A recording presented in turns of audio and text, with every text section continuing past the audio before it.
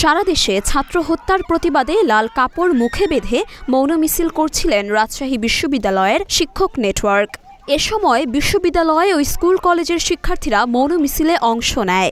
মিছিল শেষে শিক্ষার্থীদেরকে জোর করে তুলে নেওয়ার চেষ্টা চালান সিভিল ড্রেসে থাকা আইন শৃঙ্খলা বাহিনী। বৃহস্পতিবার বেলা 11টায় বিশ্ববিদ্যালয়ের শহীদ বুদ্ধিজীবী চত্বরে এমন ঘটনাই ঘটে। সরেজমিনে দেখা যায় সারা দেশে ছাত্র হত্যার প্রতিবাদে লাল কাপড় মুখে বেঁধে রাবির শহীদ বুদ্ধিজীবী চত্বর থেকে এক মৌন মিছিল বের করেন শিক্ষক নেটওয়ার্ক। পরে বিশ্ববিদ্যালয়ের গুরুত্বপূর্ণ সড়কগুলো প্রদক্ষিণ শেষে বিশ্ববিদ্যালয়ের শহীদ বুদ্ধিজীবী চত্বরের সামনে গেলে আইন শৃঙ্খলা বাহিনী শিক্ষার্থীদের আটক করতে উদ্যত হয়।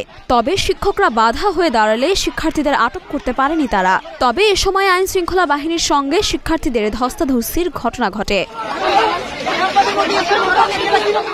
ছাত্রদের অভিযোগ, তারা শান্তিপূর্ণভাবে মিছিল করতে এসেছিলেন, কিন্তু মৌন মিছিল শেষে হঠাৎ করে তাদেরকে জোর করে তুলে নিতে চাইলে তারা শিক্ষকদের সহযোগিতা চান। এ সময় তাদের 2 জনকে আটক করা হয়েছে। এ বিষয়ে বারিন্দ্র মেডিকেল কলেজের শিক্ষার্থী লাবণ্য বলেন, আমরা শিক্ষকদের সঙ্গে শান্তিপূর্ণভাবে মৌন মিছিলে অংশ নিয়েছিলাম, কিন্তু সিভিল ড্রেসে থাকা আইন শৃঙ্খলা বাহিনী আমাদেরকে আঘাত করে, আমার ভাইদের বিনা কারণে জোর করে তুলে নেওয়ার চেষ্টা চালায়। এ বিষয়ে বিশ্ববিদ্যালয়ের প্রক্টর অধ্যাপক ডক্টর আসাবুল হক বলেন, আমরা পুলিশ প্রশাসনকে ক্যাম্পাসের বাইরে অবস্থান করতে বলি, তবে যদি কোনো বহিরাগত শিক্ষার্থীরা ক্যাম্পাসে প্রবেশ করে তাহলে তারা ক্যাম্পাসে প্রবেশ করেন। বর্তমানে ক্যাম্পাস বন্ধ থাকায় আমার শিক্ষার্থীরা বাসায় আছে, কোনো ছাত্রের হয়রানি হোক আমরা এমনটা কখনো চাই না।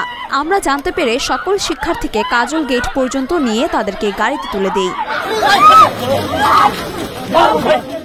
মরিয়ম মিম, ঢাকা পোস্ট।